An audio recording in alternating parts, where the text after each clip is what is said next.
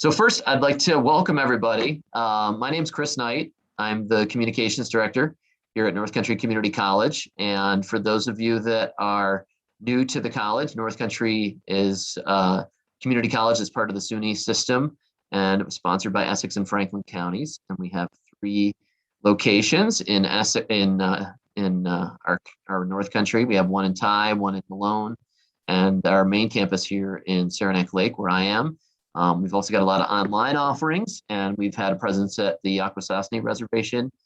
And we do a big contingent of work in high schools as well through our Bridge program, providing courses to high school students around the region too. So we like to kind of think we expand even farther than Essex and Franklin counties, but big chunk of the North Country. So I want to talk about North Country Live just for a quick second, and then we'll get started. Because I know some of you might be new to the program. So this is a series that we launched back in the spring of 2020 at the outset of the COVID pandemic. And the goal was to continue to try and enrich the community, even though we were all kind of stuck behind our computer screens like we are now, in some cases still. But to present some programs that spark conversation, that enrich our communities, that get a dialogue going.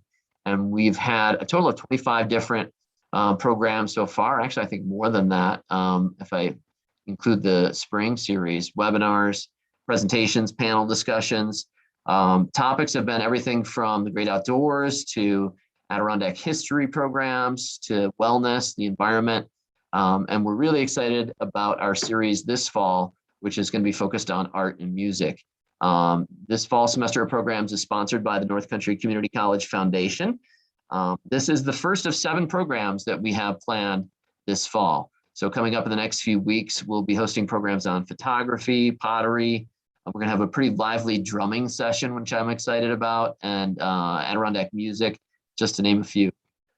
So I'm excited to introduce our co-hosts and our panel for tonight's program. So I'm going to do that right now and have them just kind of say hi for a second, and then we'll do a little bit longer chat with them about what their organizations are doing in the region in just a couple minutes. So first I want to introduce Tina LaMour. She's the chair of the art department here at North Country Community College, and she's joining us from the Malone campus this evening. Hi, Tina.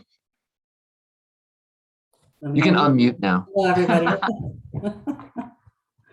And then also joining us is Elaine Taylor. She's an assistant professor of art here at North Country. She's based at our Saranac Lake campus. I think she's joining us live from Bloomingdale tonight. Is that right, Elaine? I am indeed joining you from my home in Bloomingdale. Wonderful. And then our panelists tonight. Now, I will tell you that we had a late cancellation with Jenn Bilow from the Downtown Artist Cellar in Malone. She had something come up and wasn't able to make it, but we are excited to have with us Kirk Sullivan, who is the chair of the Saranac Lake Arts and Culture Advisory Board. Hello, Kirk. Hi, everybody. Thanks for having me here. Kirk is also a filmmaker and with me, a member of the Saranac Lake Chamber of Commerce Board as well. So thanks to Kirk for being here with us tonight. And joining us all the way from Ticonderoga is Laurie Sapakoff. She's the co-president of Ticonderoga Arts. Hi, Laurie. Hi, nice to be here. Thank you for being with us. We're excited. And we might have Nancy Child from the Foothills Art Society in Malone joining us at some point. If she's in the room, she can, I'll have her shout out. But we expect to have her in as well as the session progresses here this evening. So I wanted to first start just by reminding folks, if they can, while we're talking, to keep your microphones on mute during the program. You're welcome to keep your screens on if you'd like, but if you can keep your microphones on mute. And if you have any questions, feel free to type them into the chat, and we'll save some time at the end of the discussion for some Q&A with our folks here on our panel tonight. So I'd first like to just start off by asking, let's start with Nancy, or sorry, let's start with Laurie, and have you each just talk a little bit for a minute or two about your organization, what you do, and how it's been involved in the art scene in your community. So why don't you start us off, Laurie? Sure. Thai Arts is a nonprofit organization, and our mission is to bring art and cultural events to the community through art exhibits, through classes, workshops, lectures, basically any way that we can figure it out. And Thai Arts Gallery, which is on Montcalm Street in the middle of Thai, is under the umbrella of Thai Arts, and it is a artist member run community gallery. It's open year round, so it doesn't shut down when the summer season, goes. And currently we've got about 26 artist members and about 4 non-artist members. And besides the gallery providing a place for local artists to show their work and sell their work, we give workshops and classes, both by our artist members and also by our partners. And another way that we do, I think, bring art and cultural events to the community is very much through partnerships. And I think that all nonprofits will say the same thing. We partner with the schools, with Ticonderoga, both elementary through the high school. We have student exhibits pretty much every year. The high school art teacher has recently joined our board. We're very excited about that because I think that will create more opportunity to bring students into our events and activities, and also find out more what they really want. You got to listen to what people in the community want as well. And we also have invitational exhibits, that are not juried. Anybody can, in the community at large, can put pieces in. We've had a 10 by 10 show. A lot of places, I think, have something similar. Any artwork is 10 by 10, $10, you can put it in. And we recently, this year, had an invitational where we had about, I'm going to say, over 35 artists from the region, from our area, but also a little more far-flung, who put work in, and it was our Harvest to Table exhibit, and which basically focused on food as the object of what was going to be either painted or put into ceramics or whatever it was, whether it was a still life or a painting of an orchard, what have you. And the proceeds, or at least part of the proceeds, went to the food pantry. So, those are some of the ways. We also get involved in community events, whether it's Street Fest or Santa Fest, the Montcalm Street Partnership. We've also been involved with, and we also have other organizations use the gallery. For instance, Acoustics, which is kind of a coffee house, local music kind of organization. And they've come and had music at the gallery, other musical organizations the same. And, I don't want to take up too much time, but that's, I would say in a nutshell, what we do. And we also, I should add, besides having our members exhibit, we have a second gallery where we bring in artists and have, special shows there as well. That's awesome. You sound like you're involved in so much there. That's terrific. And I think you said one of the key words, which is partnership, that I'm going to guess we're probably going to recite a few times here tonight. And I know while you were talking, Laurie, that Nancy Child joined us from the Foothills Art Society. Hi, Nancy. Hi, guys. A few Thanks. Computer glitches, but hello. It's all good. We're glad to have you with us. I'm going to Thank have you tell us a little bit more about your organization in a minute, but first I'll let Kirk go ahead. And Kirk is the chair of the Saranac Lake Arts and Culture Advisory Board. So Kirk, tell us a little bit more about your board and what it's involved in the community, if you could. Sure. So we're a group of volunteers. I think there's 8 or 9 of us. We work in conjunction with the village and the village community development director to help execute the Village of Saranac Lake Arts and Culture Master Plan. So there was a plan developed over a number of years through a thorough process that actually Tim Fortune, who's with us today, can chime in on after if he'd like, that to develop this plan with the purpose of enhancing the arts and culture presence in Saranac Lake and enhancing the community engagement with the arts, procuring money to help execute some arts related projects. And it's a very thorough, well-written, well thought out plan. So we've only existed for under 2 years, but in those short amount of time, we've helped facilitate a number of projects around town.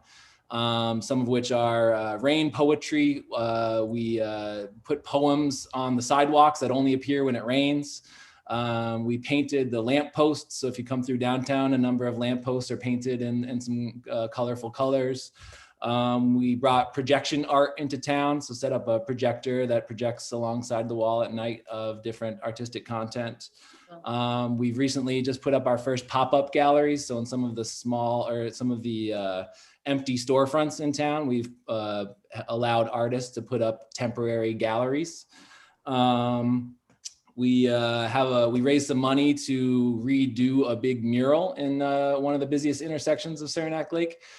So we have a number of artists submitted some designs. We chose a design. We did a crowdfunding campaign, raised the money, and now we're in the process of actually implementing that mural in the spring. A couple of our members have been involved in a couple other community-wide projects. One project that I love is called the Saranac Lake Bug Crawl, where in conjunction with a couple other advisory boards in Saranac Lake, we created 7 unique insect sculptures and put them around Saranac Lake. And it's like a scavenger hunt. So you can get the brochure on a map and it takes you around Saranac Lake, and there are these really beautifully done insect sculptures around town.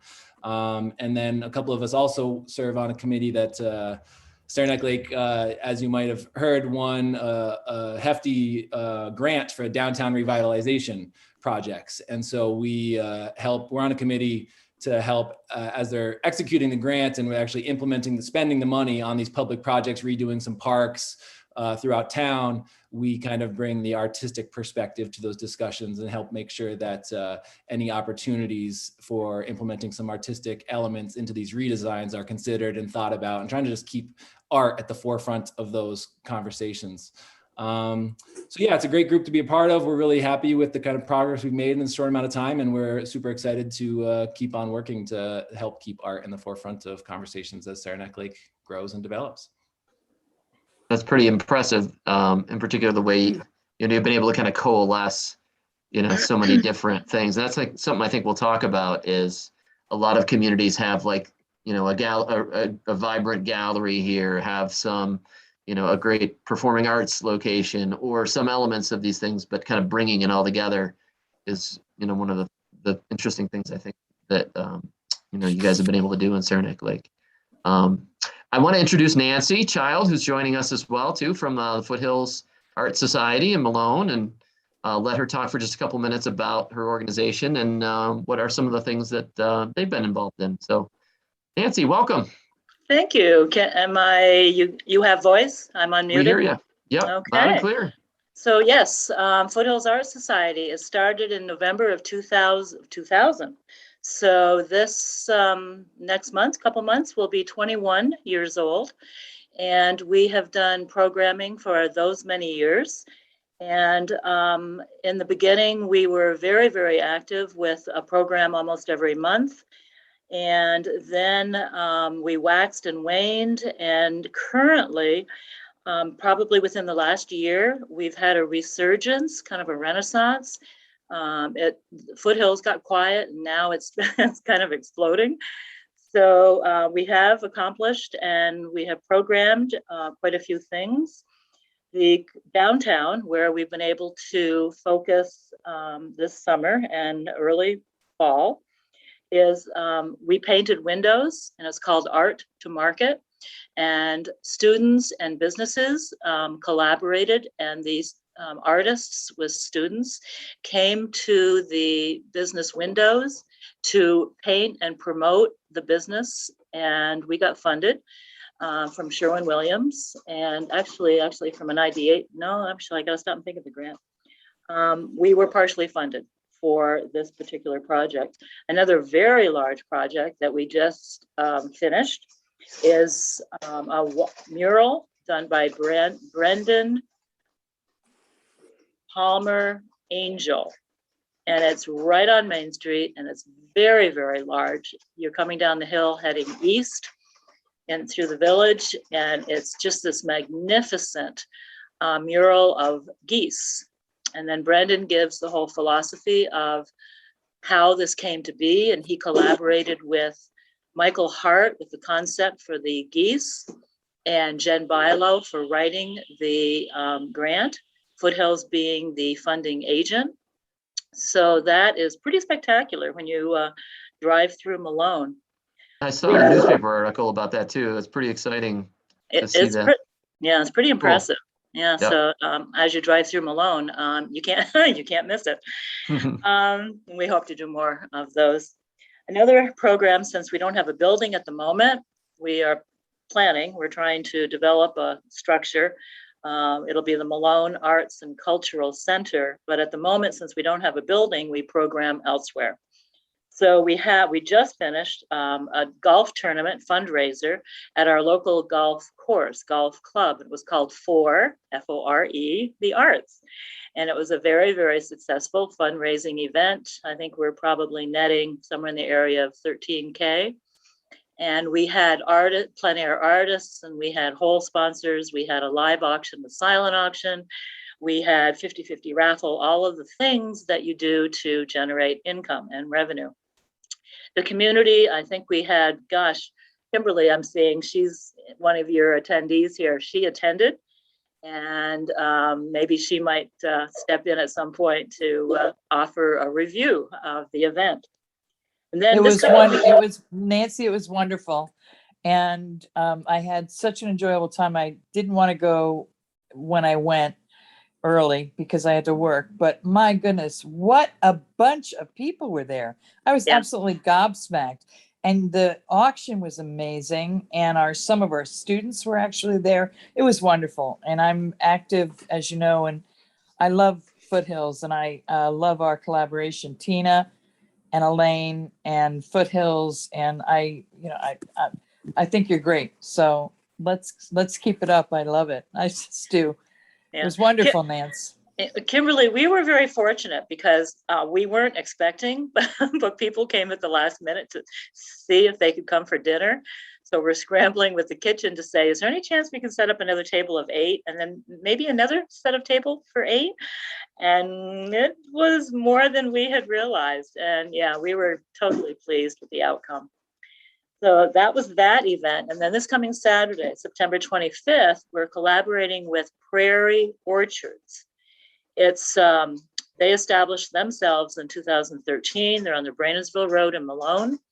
And because we weren't able to continue at the Chateauguay Lake location, we collaborated, Foothills Art Society with Prairie Orchards. And this weekend we'll have 50+ vendors, and we'll have music and children activities. We'll have wagon rides. Children can draw chickens and apples, and they can go home with awards and little packages to continue art activities. We'll have the Goddard sisters will be performing. Jose Allard and Trio will be performing. Dan West will be doing guitar in the morning. There'll be a Weed Library reading under the apple tree, storytelling. The Dogfather food truck will be there. We have a lot of service organizations represented.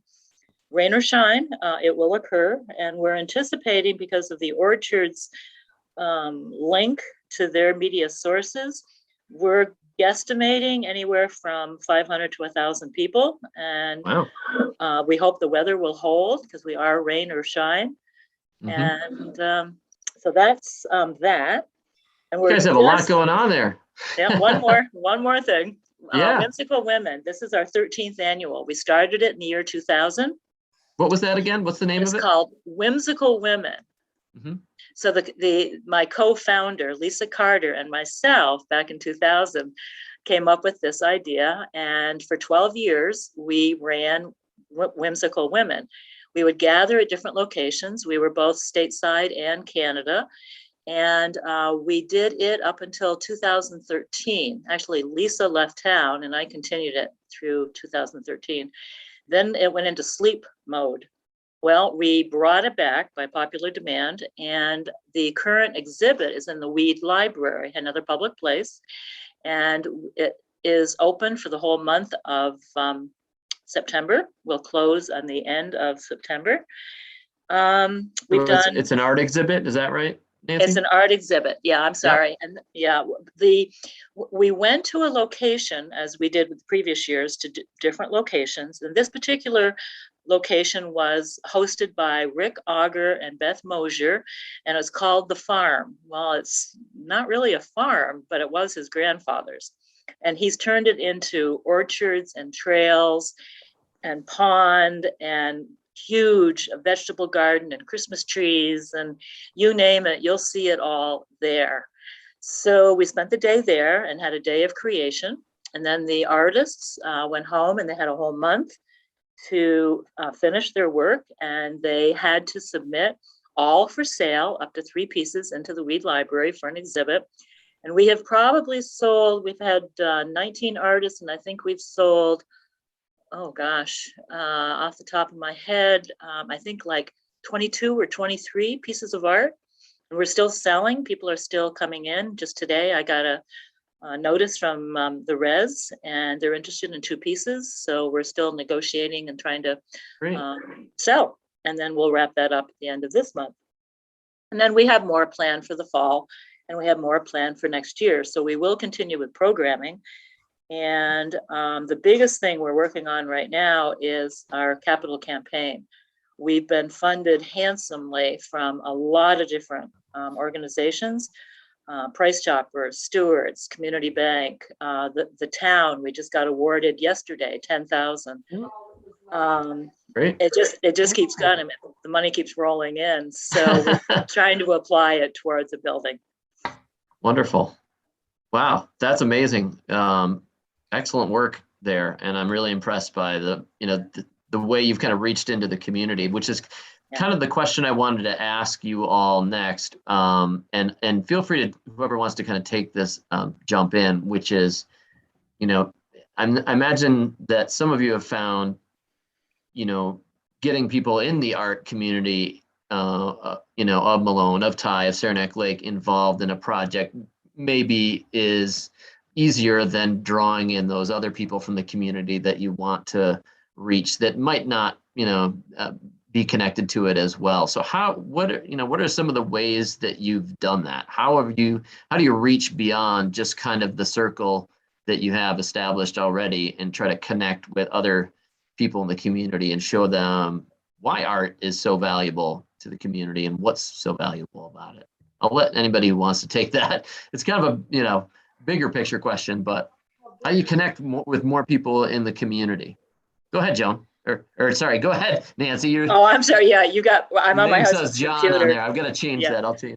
Yeah, my computer crashed and I'm still trying to deal with it.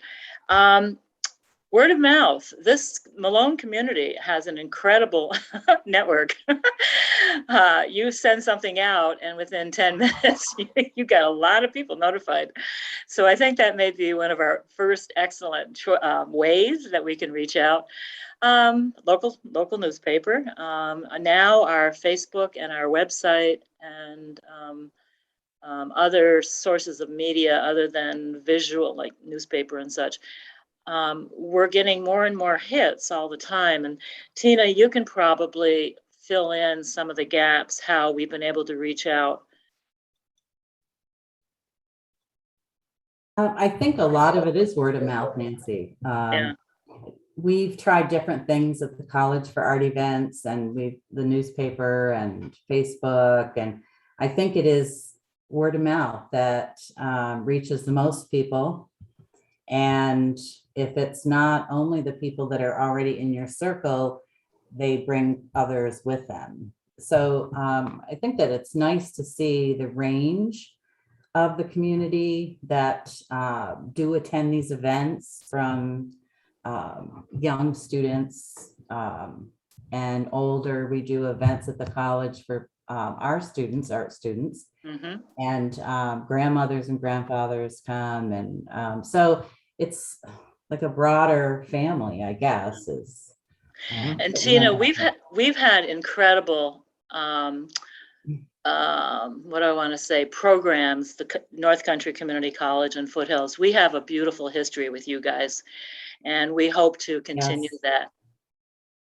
Anybody else want to take that question? Well, I would just agree absolutely that word of mouth is, maybe right up there with getting people in, folks who, I agree with you, Tina, folks who come in, they bring people with them, and it sort of spreads that way.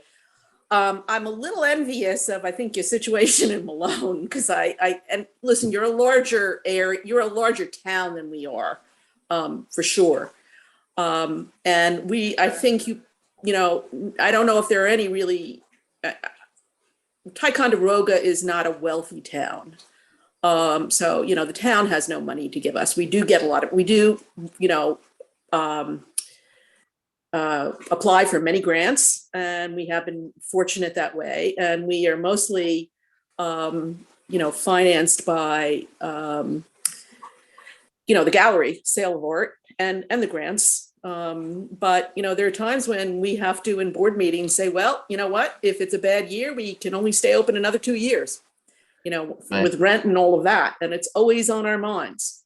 But in terms of getting the community in, we advertise, we do all of those things, but also as a nonprofit, we are very limited in how much money we can spend, and advertising is expensive. We do have a Facebook page, and we've got, one of our members who does great Facebook posts and videos and lots of stuff. And we have a website, and we put up, posts, posters for things all over the place. But I am, continually surprised when there are people who live in Ticonderoga, and they'll come in and they'll say, I never knew you were here. Right. And it happens all the time. So, I don't know. It's, I think that is a perennial topic at board meetings. How do we advertise? How do we promote? How do we get more people in, or other people who don't even know we're here, right in their backyard? And we stay open, all year. Mind you, we are in a real vacation area. So we get a lot of summer folk and a lot of people who have summer homes up here.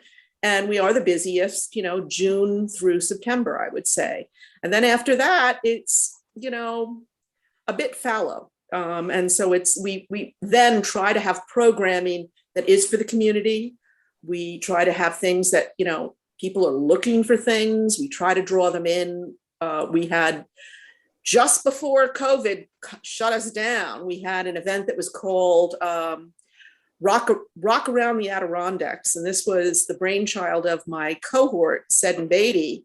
And it was essentially multifaceted. We had a geologist doing a talk, somebody who lives in our community. We had, paintings and artwork. We had somebody talking about, I think, the garnet mines. We had many different things, even about, rock and roll. And it was, Laurie, do you have a building that you work out of? Well, we have the Thai Arts Gallery. So, and then you have to pay rent and utilities. We do. Now, do you have any paid personnel? No. No okay, paid personnel. The entire organization is still volunteer. Exactly. Right. I think that's important to mention, because we're talking about some communities in the Adirondacks that do have those resources and can grow their art scene, but a lot of other communities that are smaller and want to. And how do they do that? Like you're talking about, Laurie, it can be challenging if you're not, you don't have that as big of a population base out there. No, that's right. I wanted to let Kirk jump in on that question too, because I know you guys have been involved in a lot of like public art projects, Kirk, where, you know, you've had to kind of get out there into the community and get support and reach people. How have you guys been able to do that? You know, what have been your successes, you think, in doing some of those things? Yeah, I mean, my personal favorite approach and way to get the wider community involved with the arts is to bring the arts to the community, as opposed to asking the community to come to the arts. And I think, you know, an example of the pop-up galleries that we're putting in the empty storefronts and the bug crawl sculptures around town that you can't help but to bump into, or whether it be other things that our organization can't take credit for, like music at the farmers markets, or the art walk, which is one of the coolest events that we have here in Saranac Lake. Again, Tim Fortune, who's here, started it over 20 years ago. So a long history of this summer, you know, every third Thursday of the month, throughout the months of summer, having all the community artists gather in the streets and share their art, whether it be music or paintings or crafts or anything else that the wider community can interact with and see and participate with. Just if they happen to be going out for dinner that night, or if they just want to come down and take a stroll through the arts. So I love that idea of trying to bring art out to the people as opposed to asking the people to come to the art. Mm-hmm. I love that idea too. I think you've done some amazing things. Before this, I went on to, you know, all your websites, and I really want to steal the poetry on the sidewalks. I think that. And things like that, it's not, you know, those aren't expensive or hard. That took like one, Natalie Thill, the head of Adirondack Center for Writing, spent a day doing that, you know, barely any money. And so that there are, I think, a lot of ways that don't break the bank to execute some of these projects that are creative and get and are out into the streets. I will say we have another challenge, which is, you know, getting, and this is maybe jumping to one of, I think, the questions, like, what are your challenges? And just to, you know, for us is, I would say most of our members are retired. Not all, you know, but most of them are. And that's often the case with a lot of volunteer agencies, nonprofits, because, you know, we're the ones who have the time. However, there's just so much that, you know, a small amount of you can do. And I have to tell you, you know, the board and, you know, we already spend quite a bit of time on this, and we're also all, you know, artists or artisans, and you got to spend some time on that as well. So I love your ideas, but, you know, you have to spend you do need time to execute them. And I mean, it's just, I think they're fantastic. And I agree with you to get out there, to bring the arts to everyone.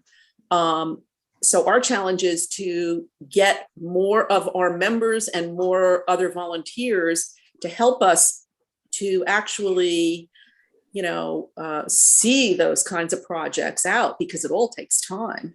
Mm-hmm. And I've been go ahead. I've been very impressed with the membership of the Arts and Culture Advisory Board, because they are primarily on the underside of retirement. There are a lot of younger people in that group, and they have a lot of energy and a lot of ideas. I think sometimes the biggest problem is trying to corral them in and organize them, but they're excellent, and that's been very impressive. And they're willing to spend the time to get out there to do stuff. But I think, Laurie, you hit on the challenge. I mean, it's always time and money, right? And so for our Arts and Culture Advisory Board, like I said, we've only been around for about 1.5 years, and almost all of the projects we've executed have been taken on by individual members of our board who put in a lot of time and energy. And now we're at a place where we each kind of did this heavy lifting to get this project off the ground. We did it, and now we have a bunch of ideas, but then it's like, well, who's going to execute them now? Because we are all on ropes. And now we're at that point of, okay, if we don't have people who have time, we need money to pay somebody to do this. You don't have paid staff, Kirk, is that correct? No, this is just a group of volunteers who works with the village. And so like we had some money, like for the bug crawl, for instance, there was a line item in the village budget for that project. But otherwise, it was all privately funded projects that we've done so far, just off of volunteer hours. But it's pretty amazing how this community for the past 4 programs here, like the Orchard event that's coming up, I don't think I could even provide a head count for the number of people who have stepped forward to hands-on. And we've got everything from teenagers to 80-year-olds, you know, lugging stuff and driving stakes and whatever their energy level can provide. It's been an incredible team effort. And again, we don't have payroll. We've been volunteer the entire 21 years. And we're hoping this year to get funded. We're writing a grant for an executive director for a full-time and then a half-time assistant director. So we'll get notification in December as we may finally get somebody on payroll. But trying to get that range of ages is challenging, but somehow we've pushed the right buttons Good. in the last few months. And to actually pinpoint, anybody out there, can you give us a clue, you know, Kim, Tina, whoever, how you think we got there? Well, Nancy, I remember back when I first got to Malone and I was on the board of Foothills shortly after that. And that was one of the challenges that we had, was getting people outside of the board to physically help with these events. So I think that that's, like myself, I've had enough of COVID. I want to have art happening again. I want to be able to get out into the community and to have the students be involved. And that part has been missing. And so it could be partially that, like, everybody's in this frame of mind, like, oh yes, let's do something, let's get involved, because we haven't been able to do that. And maybe it's the combination of who's on the board now. Younger people is, I think, the challenge. We're still looking for younger, but we're getting Always. there. We're getting within the 40-year age range now, but we'd like to start targeting more into the, like, the third, you know, late 20s, early 30s age group. Yeah, how do you get those young people involved? Sorry, go ahead, Kim. Yeah. I just the energy that was displayed when Tina Lucille and I went over during the summer. I guess it was June, wasn't it, Tina, when we had the student art competition, and Tina had done with other local educators different programs with the local high school students. So again, I don't mean to sound trite, but the more programs you have, it was a happenstance. Tina said, "Are you going to come? I'm doing this thing." I'm like, okay, whatever. It's June. I got nothing else going on. I'll go. And now I'm hooked, right? So now, you know, I mean, I'm going to board meetings and golf club banquets and donating art supplies, and, you know, again, it's this and talking it up, and, you know, you got that collaboration. Nancy and Jenny Gessler, who are amazing people, and the rest of the board too, but they have so much energy, and it's I'm just so it's pleased. Exhausting. Yeah, but that's what it is. It's kind of like it what is it? It's viral in a very good way. And then the young people. So if we can get with the young people who are now involved with the chamber, Alexandra, our former student who was now on the chamber, if we can pull people together, this is actually a lot of fun. Yeah, I didn't want to leave your auction, and I didn't want to leave the thing with Tina and when she won, her students won awards, and you're doing a great job. The promo is great, and the mix of the old and the young. I guess what I'm saying is keep up the good work. I would love to see what we did down in West Palm, the building of the arts center, and to have a center that can be, and this is I I already gave you my first check. I have to send you another check to help get the center off the ground. We need an arts center where we can have multiple and varied programs on a site where we can do a combination of things. And I know you were talking about the Catholic Church in Malone and the ridiculous price that they wanted for all the renovations that needed to be done there. But we need that. We need an arts center that to which people can gravitate for everything from free to ballet, and people will pay $150 a ticket. Gosh, they were bidding on that Gail Bassett painting. I was like, I got to get out of here. This Gail Bassett, this is totally out of my league, man. This is my retirement. I think the dream to reality for I see this John in the project. background. Hi, John Childs. Oh, he's doing the dishes. I love your husband. He's a sweetheart. Okay, He's a I'm good done. man. Okay.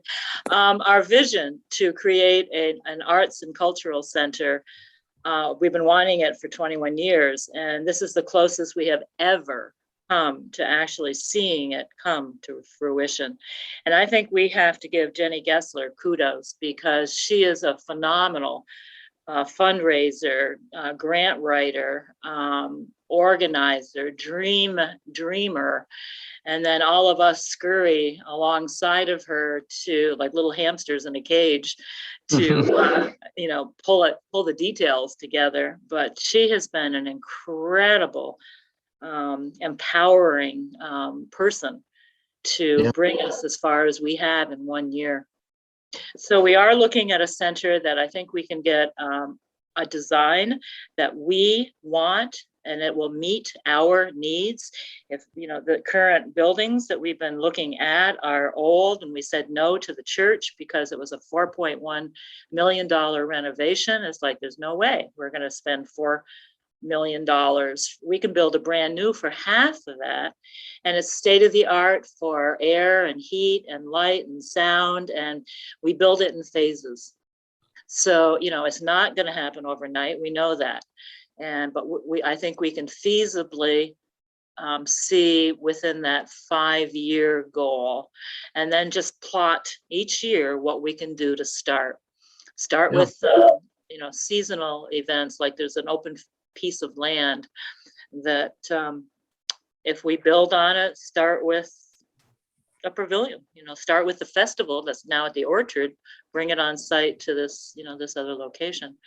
You get enough baby steps going there, and you're on the road, That's what I want to ask, some of the other folks, like, dream big, what are, in your mind, Laurie, let me ask you, let's pretend I've got a briefcase full of cash in the parking lot for you or something. What do you see as of a vision for growing things in your community? What would be the dream?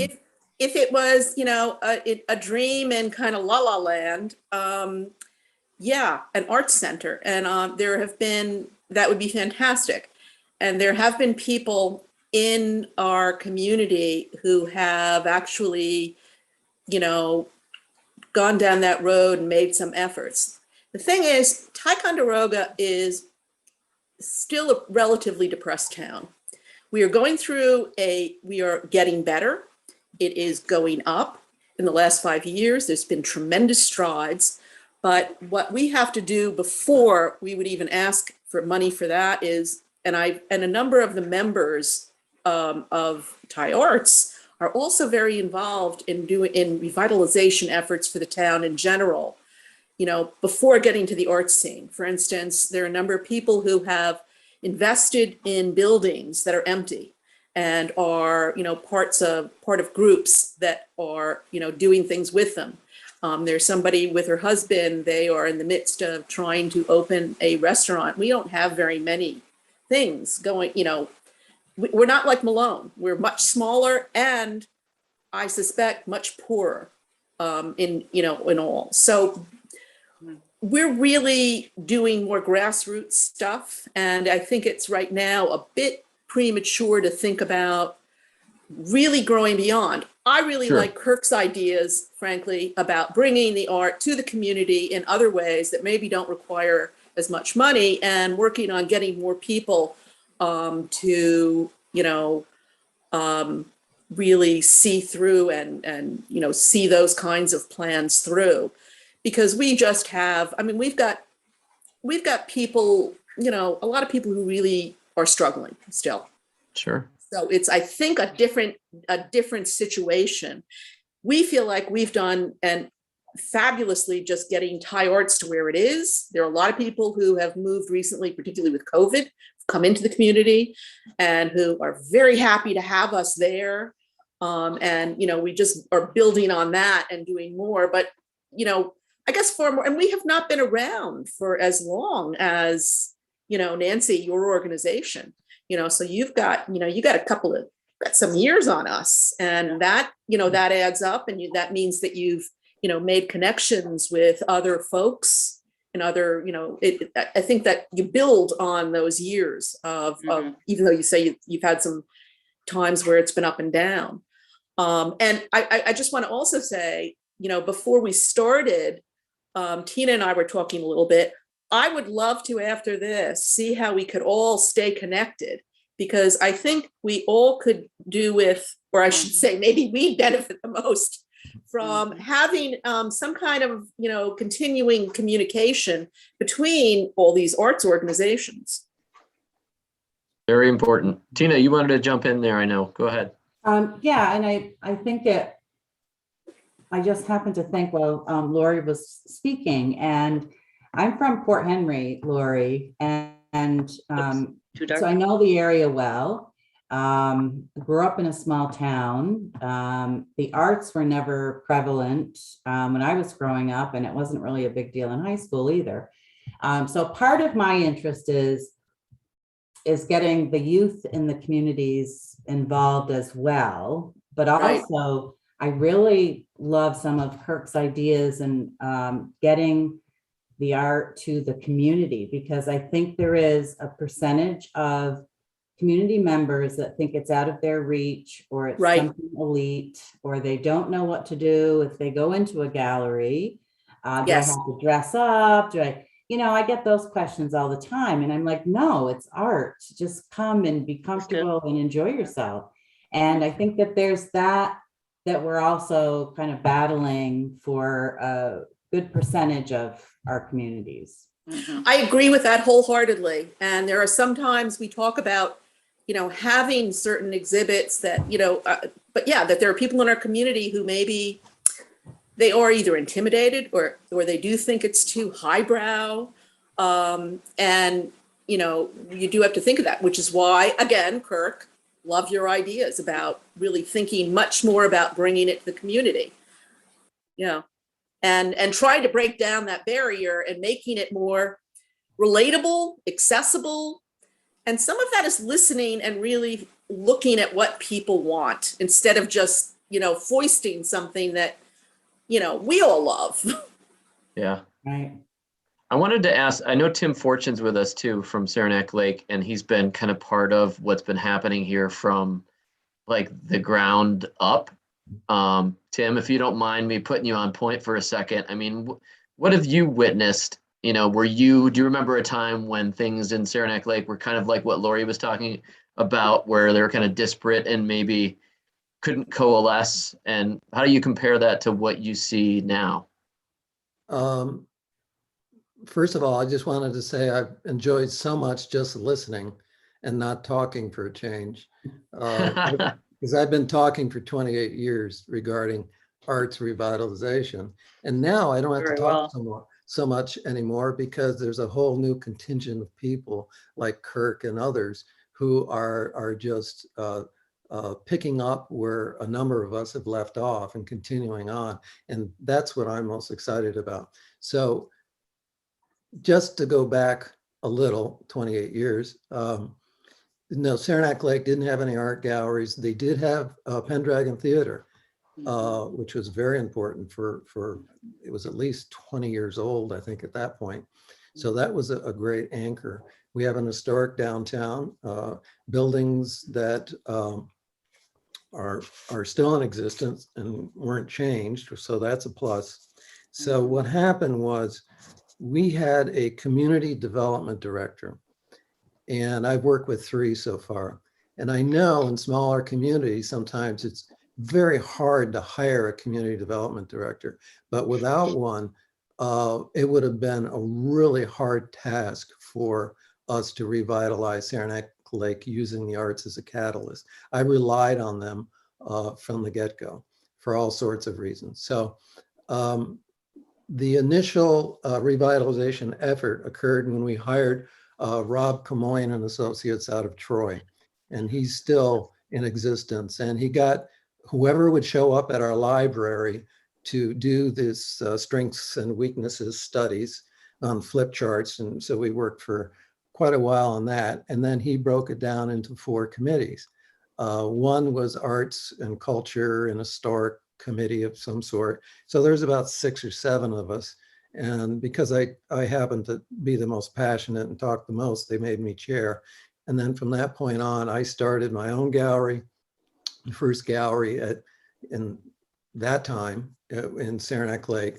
And it just grew organically. I saw a for rent sign going up across the street, and then I started the Artist Guild. And then I figured, oh, we need to have an art walk. So 22 years ago, I started the art walk. So it comes down to, in the beginning, certainly 1 or 2 really compulsive, passionate people to start things and to keep it going, and have the support staff like a community development team in the background. And then a lot happened since then, obviously. And what happened was we turned into a creative community, which I think is more important than an arts community label. A creative community means you welcome all creative people, businesses, whether it be bistros, whatever, coffee shops, bookstores. These start to come in once they see a community nurtures artists, performing arts, literary arts, visual arts. They just say, oh, maybe I'll start my business there. And so that really was the catalyst for all these things, was the arts. But one of them anyway, people, when they decide to move either their business or whatever, they look for communities that nurture this sort of thing. And so for a while there, and it still continues, because I've had my galleries for so long, they send people to me and they ask about moving to Saranac Lake, and I try to give them a realistic idea. We're in an economically depressed North Country, so it's difficult, but many people can now bring their business anywhere. So,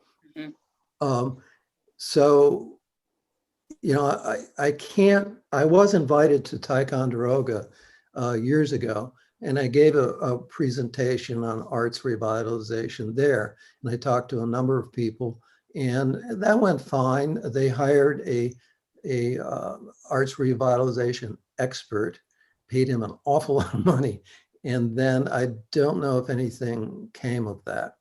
And then I was invited to Malone, and myself and Jeremy Evans, who was then head of the community development, we talked with the mayor, the head of the Chamber of Commerce, and other community leaders, and that was a few years ago. So that was very nice. So in conclusion, whatever knowledge I've accumulated over this past 28 years, I would be more than happy to meet with any of you and share with you my experience in Saranac Lake. Not that it can be replicated perfectly, but there are certain general things that I can say that I found true in our community and that I've researched in other communities. So I've been looking and reading about this for quite a long time. So I'd be glad to share with you and help you any way I can. Can I ask, do you know Donna Watton, Tim? I'm thinking no. Okay, because I think you made a reference to that Ticonderoga hired somebody for arts revitalization. Now, this was probably before I moved to this area full time, and I'd only been a summer resident. But now we do have, and this is now for a number of years, the Ticonderoga Revitalization Alliance, and Donna Watton heads it up. And Right. she and her team have been doing an amazing job. And a lot of what's going on in Thai is, I would say, you know, directly due to her efforts. And they're paid. I think salary? Donna is, I'm really not sure on that Okay. myself, but I do that's know they use a important. lot of volunteers. Okay. But I would love to, after this, you know, tap you and maybe if Donna doesn't know you, to get you two together, because that would be fabulous. But, you know, she's someone, let me put it this way. Donna is very big picture and small picture. She's done some incredible things with revitalization, but, and I just share this story because she's just an impressive leader, and we're, you know, the town's lucky to have her. They had a summer program where they partnered kids from the school, from the high school, with businesses and got them summer jobs. And there's this one kid who, you know, was in this program, and he's going to be going to art school, or he's in art school. I'm not certain on that. He may be. But meanwhile, Donna found out he'd never been to a museum in his life. And she was gobsmacked. So she arranged for him to go to the Hyde, of course, which is, you know, a fantastic museum in its own right, wherever it would be, but even more amazing to think it's right in Glens Falls. And then she arranged for him to come to New York City when she had a conference going on there, and that he would join her. And she has friends who are, you know, in the art community and galleries and everything. And that, you know, she's raising money, and we've all put in, a number of us have put in money to pay for his tickets and accommodations. So this one kid can, you know, see the broader world out there in the art scene. So, but my Awesome. main point is I'd love to tap all of you for information. The power of people. That's one thing I think I've learned today, is like the energy and the initiative from all of you and all of your cohorts is really kind of what's driving things in a lot of our communities, and can drive them, you know, going forward. I want to be respectful of everybody's time too, because I know we had kind of aimed for an hour on this, and we're at the top of the 8 o'clock hour. And that if anyone who's in the audience has a question that you want to either pop in the chat or just pipe up, because it's a small enough group, you can certainly do so here in the last, couple minutes. But feel free to. I did want to mention, Laurie, that the college did work with Donna for a little while, a few years back, actually, when we were exploring trade school options. Oh, in yes. your community. And we had a really great relationship with her. She was wonderful to work with there. It wasn't anything that we advanced at the moment, but but definitely could tell that she was somebody that had a lot of good momentum and energy in the community. Yeah. I'm sorry that didn't happen.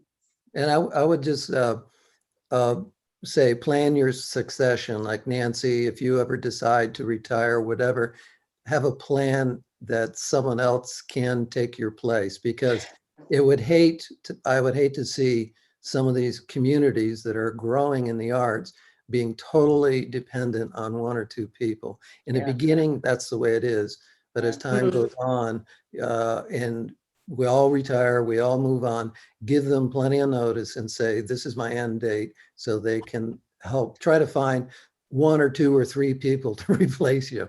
So I think that's really important, because at some point when you start feeling like a martyr, that's the time to retire. Yeah. and Well, we have written a very good comprehensive job description for an executive director, and it's just a matter of pushing that button to send it out there.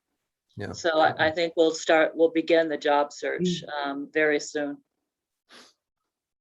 Yeah, I want some time off. Yeah. Speaking of sort of raising money, there's a couple of things in the chat. Kirk, can you talk about our nascent public art fund? And Nancy, can you provide email or contact for people who want to donate to North Country Arts Center Capital Campaign? Yeah, on our end, part of the Arts and Culture Master Plan is to create some kind of a fund that we're calling a public art fund right now. And so that's kind of our next big initiative, is to try to figure out the best way to create a fund that can hopefully last for a long time, get replenished yearly, and help us facilitate a number of projects for public art around town. Like I said before, I think, time and energy and money are always the challenges with this stuff.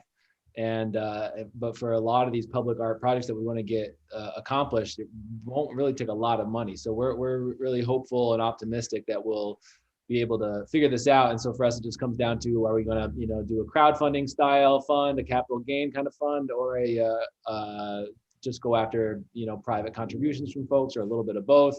But what is the best way we can kind of create this fund that can last, and that we can help manage and oversee to enable local artists to execute some public art projects.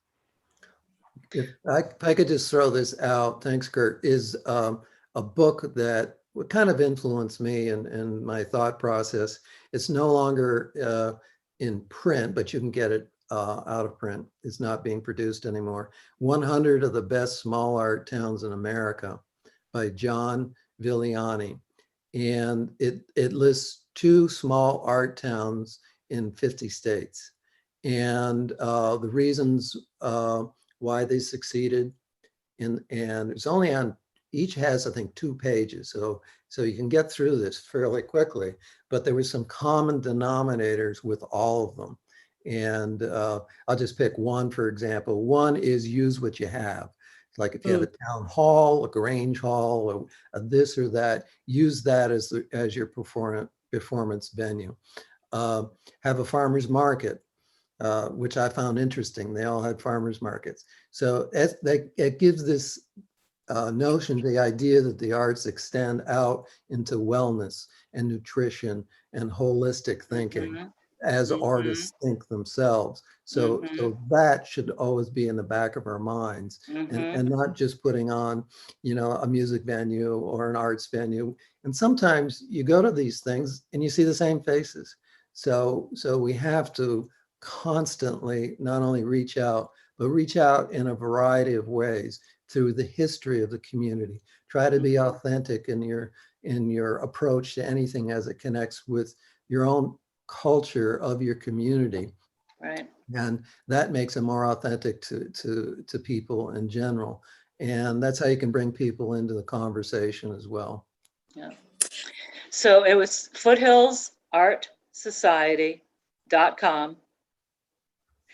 A screen will come up. You will see across the top bar, Capital Campaign.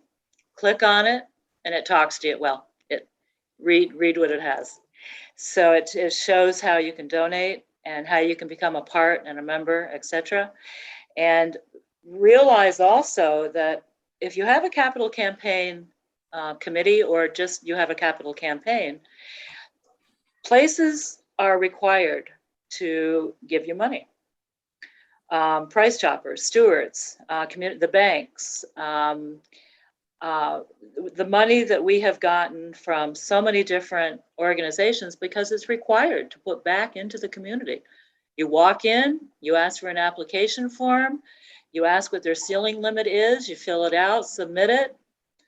We just presented one of those great big checks from Community Bank for $5K. Stewards just gave us $10K. We've got Community Bank, Price Chopper, Stewards, oh my gosh, the list goes on. So they have to give. It's a requirement. Go get them. Absolutely. What do you mean that it's a requirement? Yeah. A lot of them are required as a certain percentage of their A certain revenue to give back to charity, as like a corporation, like Stewards in particular. Okay, corporate. Yes. We get money from Stewards. Yes, right. Yeah. Okay. And then sometimes that's ongoing. That can continue. It doesn't have to be a one-shot deal. I was misunderstanding. Okay, gotcha. And while Nancy was talking, I put the websites in the chat for each of the organizations that we spoke of tonight, including Jenn's, the artist Cellar. I know she wasn't able to make it here at the last minute, but check out their website too, learn a little bit more about them. Mhm. We're winding down, and like you said, Laurie, we could probably go like another hour talking about this, and but I think it's important that we've kind of started, with this, and you will be able to connect with each other. Obviously, the panelists, I have all your emails. If people that are watching want to connect with you, they can reach out to the college and me, and we'll make that happen. And then obviously, if you go to any of those websites, you can learn some more about, what you all are doing to make our North Country art community strong and vibrant well into the future. So I want to say thank you all for being here tonight. It was an awesome conversation. Thank you so much.